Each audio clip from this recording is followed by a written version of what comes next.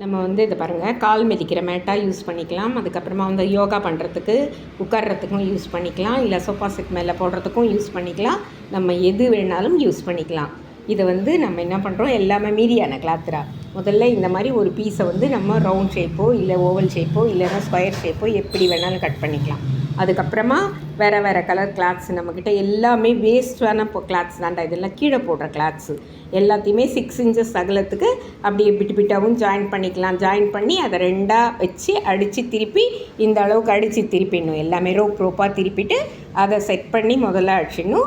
1 side 2 சைட்ஸாக அடிச்சுட்டு இந்த பக்கத்துலேருந்து இப்படி வச்சு பாய் பின்னுற மாதிரி பின்னி ரெடி பண்ணிவிட்டு அது காலில் மாட்டினா நம்மளுக்கு விழுந்துருவோம். அதனால் ஃபுல்லாக அழகாக இப்படியும் அப்படியும் தையல் போட்டுட்ருக்கேன். பார்த்திங்களா, ஒவ்வொரு இதுக்கும் இந்த பக்கமும் அந்த பக்கம் தையல் போட்டுட்டு சுத்தூரை அழகாக பைப்பிங் கொடுத்துட்டேன். இவ்வளோ தான்டா இப்போ ரெடி. இது 150 இந்த மேட்டு.